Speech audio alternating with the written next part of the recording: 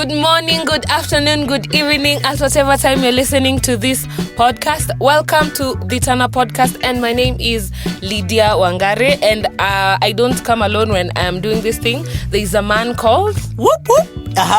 Ladies and gentlemen, VP. My name is MC Opura. Jambo lakini mko salama? Welcome to Tana podcast. And Lydia, how are you? I'm doing fine. I'm doing great. Since the last time you are Valentine. Okay. And thank you sana to our listeners and wale mnaochuko nyumbani. Thank you sana. Can you tell them where they can find us? You can find us at Tana podcast on Instagram. Pia sisi tuko pale YouTube at MC Opura TV. Na Spotify pia tunaitwa at the Tana podcast. So click kuna kuanga na ka plus hapo juu kwa Spotify. So click that plus ndio ukwe subscriber. Okay, thank you. And also we said the first time we did this year episode, we said we will be having a guest. Yeah. And today we are tumebarikiwa to have a special guest. Before that to let our topic today, can our special guest please mukaribishe? Introduce Vigelo girl. Yes. Karibu sana our guest. Ati ama kweli wahenga. Wacha kupaka mafuta kwenye mgongo wa chupa. Aliposema nimepakwa mafuta. Okay, welcome. Kama mimi ndo nilikuwa chupa. Yes, thank you for having me.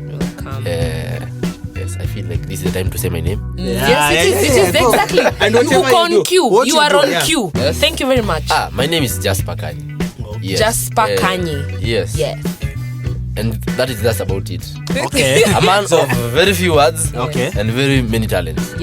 Okay, many talents like gani? Unajua kuna watu wanakusikiza huko wanaweza kuwa niko na talanta ya kukula. Talanta ingine. Just angezaliwa western. Na dance. Ungezaliwa western. Okay. Ungezaliwa. Nilizaliwa on the west side of the hospital. Oh God. Okay. But yes. Let's continue. Yes. Continue. I dance, I write, and what else? Engineering talent. You're an engineer. Wow, you're nice. Profession. Wow, so thank you, bro. Wow, like he's mainly a dancer, then engineering ni side hustle, guys. Zinaitwa goals. So, guys, as you've heard our guest today, his name is Jasper, for them that hawajasikia vizuri. And right about now, we are going to say whatever we're going to talk about. So, and, to start with it, last time we did something called Church Hat 101. And today we're doing Church Hat 102. Why are we doing Church Hat 102? Because it has been asked for many times. Due to public demand. You are the public. And then today, thank you very much. We have decided now this is the bigger story the other time. And we talked about many things. We talked about churches, hospital. You said kuna watu wanachukua wickedness wanaita weakness. Actually, I have weakness ya kusengenya. Yeah. So it's today, no weakness. So today, Lydia, there is a reason why to let Jasper. Jasper is one of our listeners outside there who said that he has something kukuja kuongelea about Church Hat. And today we welcome you, bro. Thank you sana for coming. Now, please, so to start with, can we just ask, have you ever experienced Church Hat, bro? Yes. Briefly, yes. I have gone through Church Hat. I have had people who have gone through Church Hat, and it's not nice. It's not nice at all. But now I think we have different understanding of Church Hat. Yes, that's where I was going to. Yes, we have very different understanding of Church Hat. Many of us out here take the offenses that we have gone through church against church itself, not against the people who actually hurt us. Yeah. So we take our grudges and say church is bad, church did this, I will not go to church because of this, forgetting that the Bible actually says wherever 2 or 3 are gathered, the Spirit of the Lord, in His name, the Spirit of the Lord is with them, and that qualifies to be a church. So if you say church, then if we just go to the layman's language and call church the building, then what did the building do to you? because that is where you don't go. Yeah. That is where you don't go.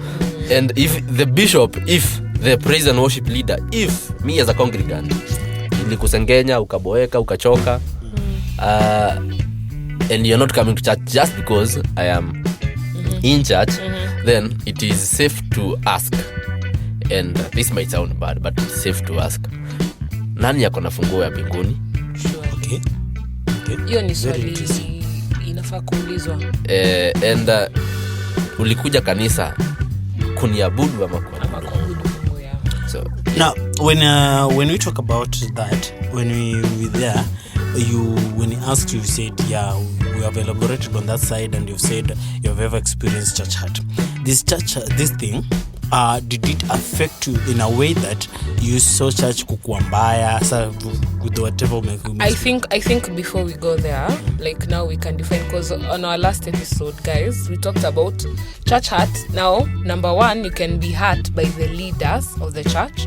Number 2, you can be hurt by that congregant. Napo ndio tukapeana example ya you might be dating someone alafu mu break up. That is still church hurt, because this person is born again. Correct. Na mko kanisa moja, you know. Yeah. So, and you can be hurt by a group of people, maybe the entire leadership of the church. So just I'd like to ask you before we go there, on the impact that it had on you, like define without going deeper in your story, because I think tunaweza kaa hapa masiku 7 years. Tunaweza kaa hapa masiku akianza kutupea story. Yes. Tutapotoka tupate wenzetu walifariki.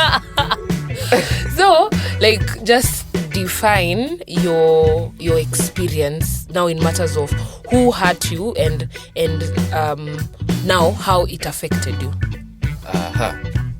Okay. So in my experience, it was actually the lead pastor. Okay. The lead pastor who, in my view, was more than just the pastor. So there were expectations that he didn't meet, and there were necessary expectations, because when I was in church that time, before everything happened, I believe I had been doing my due diligence as a congregant, as a, how do I put this? I don't want to put this as a follower, because I was a follower of Christ, but under somebody. Yes. So being under his leadership and his mentorship and teachings, yes, he, I'll say, preached water, drank wine. And for me, that did not settle well, because I felt some sort of used and underappreciated, or not appreciated at all. So my presence was only relevant when he was the one receiving. But when now, even in the simplest form of receiving, I'm a giving, which is, can I pray for you? That is more comforting than silence. Yeah. That is more comforting than having words that are relevant. Yes. Let me ask a question. Just there. Do you feel that most of these people who are at the pedestal, huko juu, they let us down because they are the receiving end rather than us, or the other side? Because I've heard these stories. Many of the watu nikiongea nao outside there, they are saying that mazee mi na feel tu mazee mi nimekuwa nikikuwa used. I would not say they let us down. I just say they don't know they have not done their assignments well. Which by that I mean these guys are the shepherds.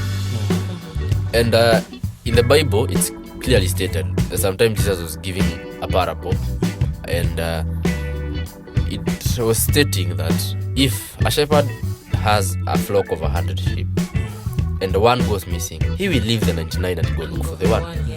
Now these people forget the one and go seeking the 99. Yes. So now the one here is the few people who give their all. They are part of the flock, they have done their due diligence, but then still they feel left out because now they don't want to do the work. These people have now taken the spot of, in quotes, Jesus. Because now we are supposed to be led by them, not to follow them. Yes, exactly. It is led by them to the Father, and led by them because we are not all called, Yeah. and we don't all have the good news. We have access to the Bible, but Jesus called a few people. He actually had disciples to spread the word. So these are part of the people who are there to spread the word and to lead us into the word. So if they forget the one and now the one becomes the 90, because time will happen and then life will happen, and now I will get hurt, someone else will get hurt somewhere else in the same church. If for example in my church where I experienced the hurt, that was my time.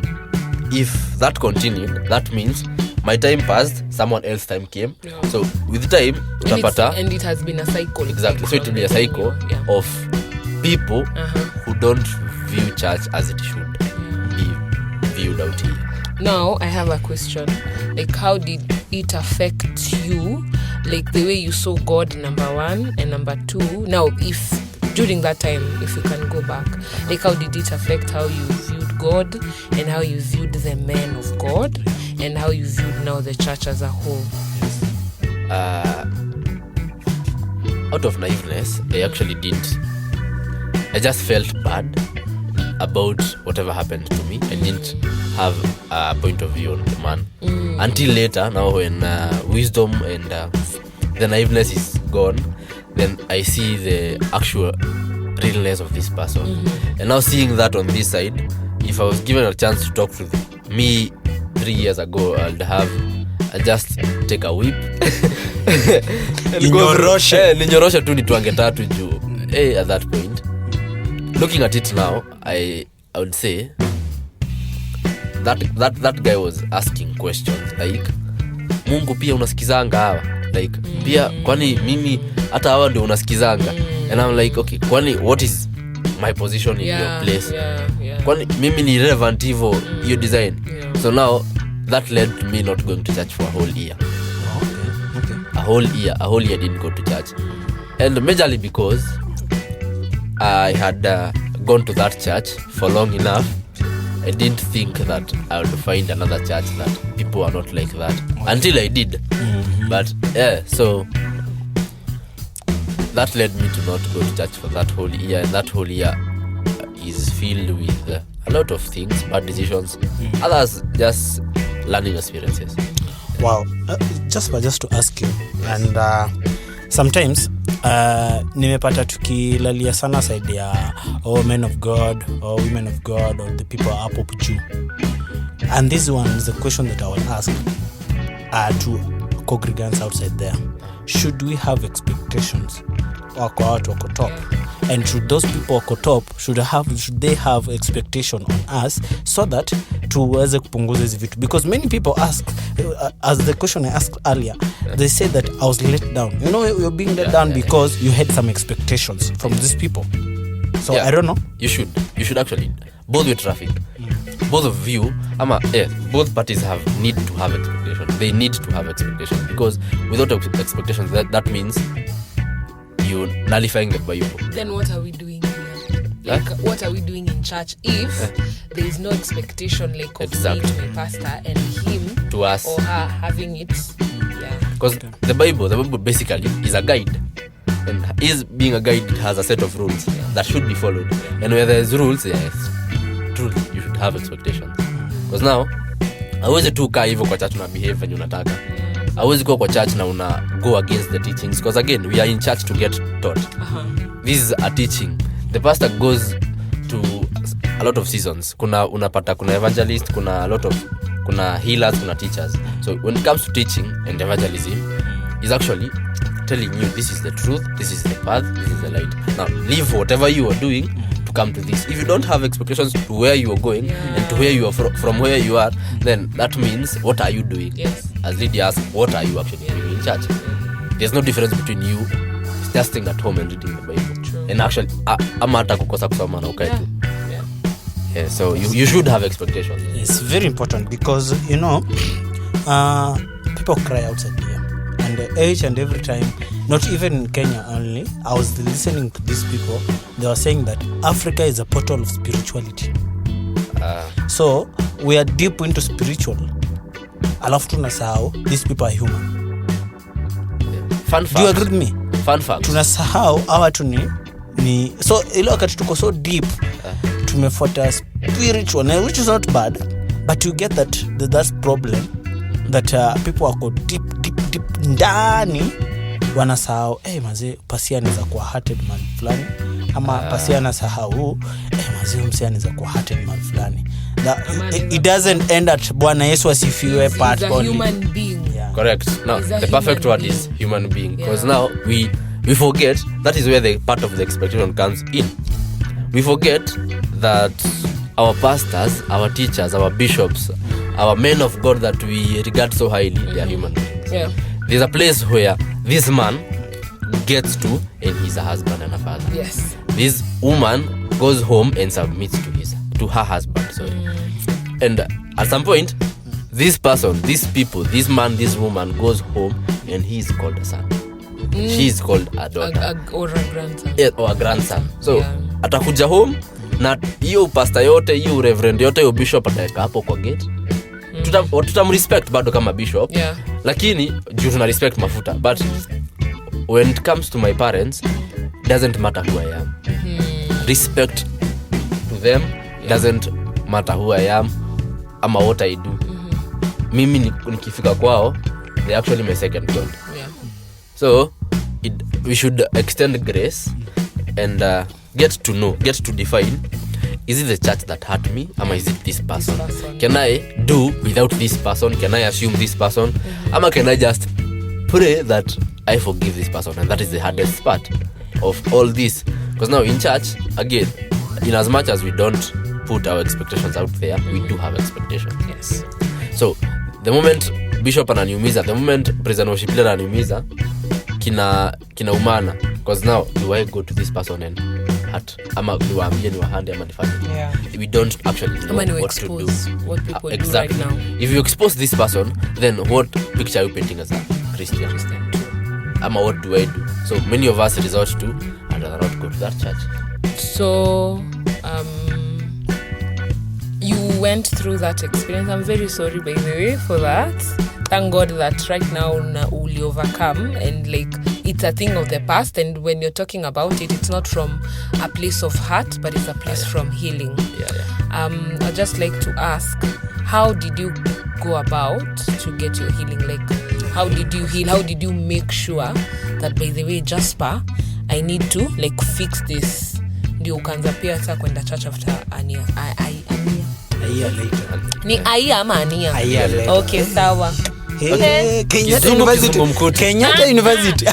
Just answer my question. No. Sir. Kenyatta Sir, University. answer my question. I was not actively seeking healing. Okay. So for me, I'd say I have lived this reality of God always has our back regardless of who we are. Like, God loves us all. Haijalishi wewe ni nani. Even that person you think that is the worst, and he does everything, or she does everything that you deem wrong, God loves that person too. Yeah. Because for me that worked. Hiyo ilikuwa tu direction ya God, because mimi nilienda church nikitafuta job. Mimi nilienda audition nikitafuta job. I was not going to church to find church. I was going nipate gig, nikiendanga. I was doing my dancing and going actually after hiyo then nilika church after we were doing a musical somewhere. And now after that, actually I went for a month. During rehearsals I'm like, okay, atuja wewe ongelelea pesa kwa hii part. The next month I'm like, kwani hata siwezi utisha hata ka bonus hivi juu rent kidogo inanipeleka mbio. Advance, exactly. Nisort vitu kadhaa alafu mtanihesabia balance huko mbele. Hey. One day this guy came to me and asked me, how are you? Ambia niko tu somewhere. And now vile nilikuwa nimezoea watu wangeachana nayo ama anataka dig deep just to get some tea. This guy said, can I pray for you? Oh, really? Ilinisumbua. I have never had a guy pray. Alafu a young man pray to God like he's an age mate. Unaongelesha Mungu aje hivyo? Okay, sisi place nime grow up, my mother is a very prayerful person. And now I have had people pray and and I've never had people pray like this. Like that, So yeah. that was my turning point, I'll say, because hiyo ilinisumbua for a while. Niko, okay, I wanted to know, how did you come to this point? But I didn't also actively seek that. So with time, during the rehearsals and everything, we had those devotions, those things, and it's like now God had decided, it's time, it's enough now. You have rested enough. It's time to get back. Because everything that was being said seemed like it was directed to me. A lot of things that were being said, even by people who were not there actually giving devotion. Don't know, that's why alafu. Nani alikutuma wewe? Uliota na mimi wewe. Okay, who sent you? So after that is when after now the musical, we had the dinner, the sit down party, and then after that I came to church on that Sunday. And the sermon on that day again was, God loves you. Doesn't matter where you are from, what you've done. The mercies of the Lord are new and fresh every day. And ever since that day, I've not missed church unless it was inevitable. Ama zile tu siku zenye hauwezi enda church tu. But ever since that day, things have gone round. Alafu, one more thing that really challenged me, these people didn't care what I had done or where I had been. They didn't even ask if I had gone to church or not. After that, I was asked, Niaje, I would want you to do worship night. And that, on that stage, when I was dancing on that stage, everything left me on that stage. Wow. Like, really, everything just made sense. Nilipotiwa from my world of problems and then brought to some new point of light. Because during the time of worship night, I wasn't myself. Then I stepped down, went to my house, and I was like, okay. I remember the lady who drove me home, we were dancing with her, and I told her, me and God today are going to have a conversation. Leo tunasumbuana. Leo atanisikiza. I wrote down like 7 pages of prayer. Zile nilikuwa tu niaje unanisikiza leo. Niliandika. I still have that book. And that was the turning point. And I realized that I no longer viewed church how I viewed it before. It just came to, it's like an open page, a new page that is. Ilifungwa, kitabu ikafungwa na nikafunguliwa page nyingine. So I think the solution is, if it's not working here, it might be working somewhere else.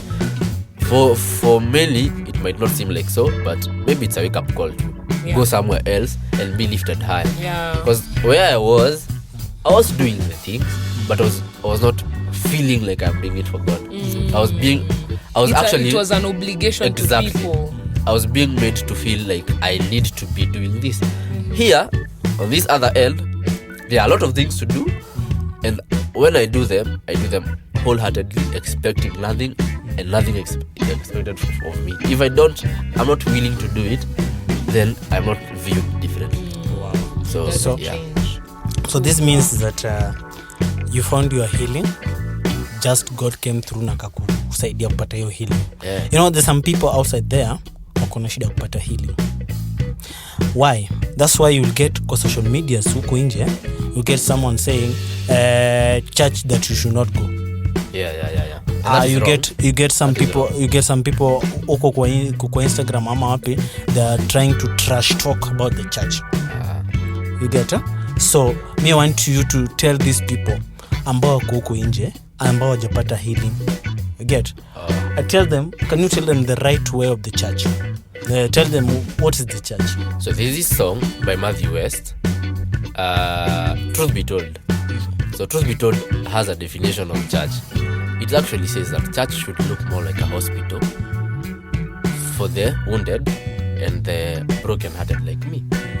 And I might be hurting, I might not be hurting. Yes. My life inaweza kuwa tu mimi niko tu sawa. Na niko church na wewe maisha yako inaweza kuwa tu upside down.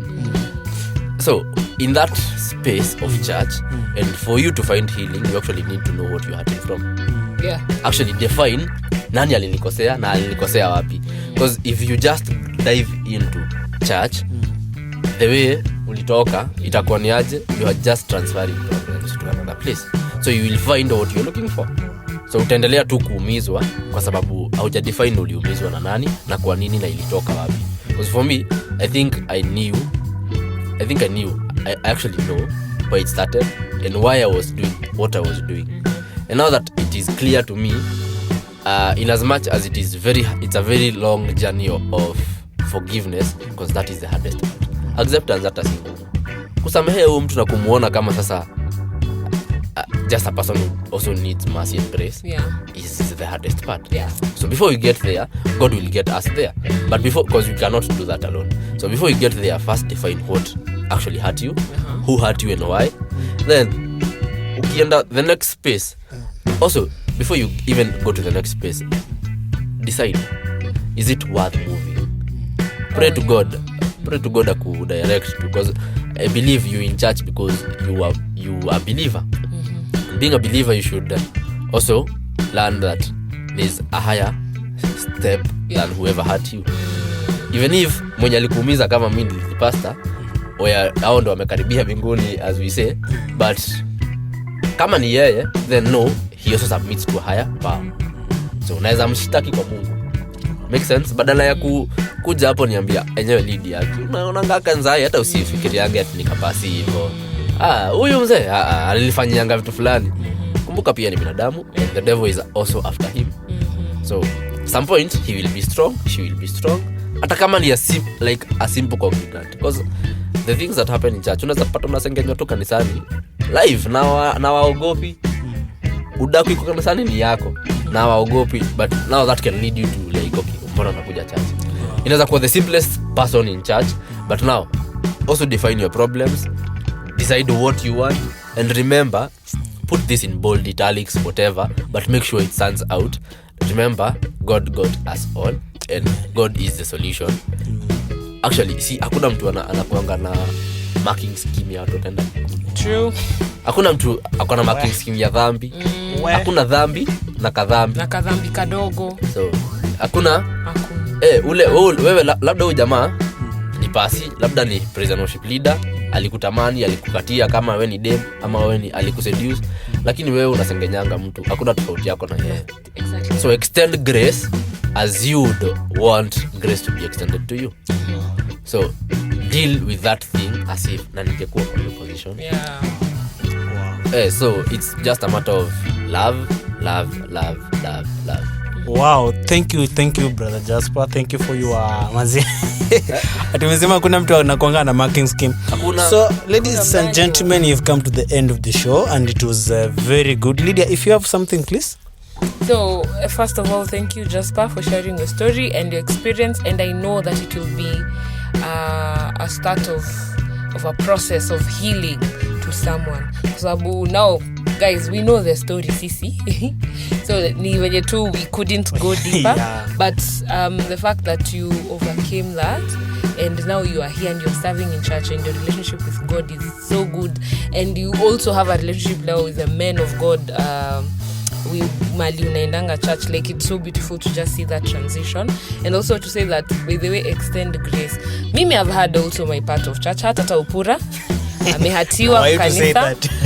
So whatever Jasper has said, that is the truth. Like, just look at these people as people that need the mercy and the grace of God. And by the way, let me tell you, hata wakuhataje, imagine God anawaangalianga na bado anasema I love these people. Hiyo ndio kitu moja ilimfanya. I'm like, fairness kidogo, but God is just. God is not fair, but God is just. Alafu kitu funny, unajua ile incident ya Christ kwa cross. Kuna wale majamaa wali crucify the thief, alafu wakasema ni mwizi nini. They had their own perception. But imagine all this guy said was remember me when in paradise. Yes. And that nullified everything he had done in the heaven. So God. Imagine wewe uko tu hapo unasema pasi na yeye, alafu ende on his knees one day and say, Lord, I know I have done this, forgive me. Now he will be on the other side. Now utakuwa umeenda wapi? Umehold your bitter feelings. So guys, thank you for that show. It was very nice. It was very very very nice mazee kuwa na nyinyi sana, and mazee this one got me today, and thank you Jasper. Thank you so much Jasper for coming. Kwa sababu it's not about, we don't talk about church na watu wadogo, watu wote entire church, kila mtu and it's very important. Thank you very much, and may God bless you. Na kwa wale ambao mko hapo nje, you are looking for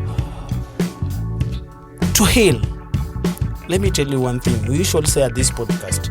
Please, we have to understand the Bible, as Lydia usually say, to understand the Bible before hata nini ama jisome. Yes. Now, ladies and gentlemen, before we end this show, I have a question ambayo ina lead na hizo vitu ambayo ni church hurt. So Lydia will have to answer me, just will answer me, and also me will answer. This is going. Now, what is the lie that you have ever heard about the church? The lie. Wow. I think it wasn't a lie that I was told. It was a lie that I believed, something I perceived in my mind. Like, if you're in ministry, you won't struggle. Okay, not struggle like ati unakosa do nini, not that kind of struggle. Like, struggle emotionally, struggle psychologically. The fact that kama me I serve in the praise and worship team. So people, I think until now, people don't expect me to tell them, by the way, hey, my heart is not okay. Wow. I think that's something I perceived in my head. Wow. Jasper, the lie you've ever heard about church? That when you get saved and you actually go to church consistently and do your due diligence, things will be okay. Wow. Wow, very nice. Shaka. The lie that I've ever heard is about church ni I can just only pray for myself. See, I don't need a pastor to pray for me. Okay. I don't need a pastor to pray for me. Yes. So very important. Thank you. That is a lie. Thank you, ladies and gentlemen. Have a nice time. It was Turn Up Podcast. You can find us where? Food for that. On Instagram. On Instagram at Turn Up Podcast. On YouTube at MC Opura TV. Yes. Then my personal handle, it is at the Lydia Wangare.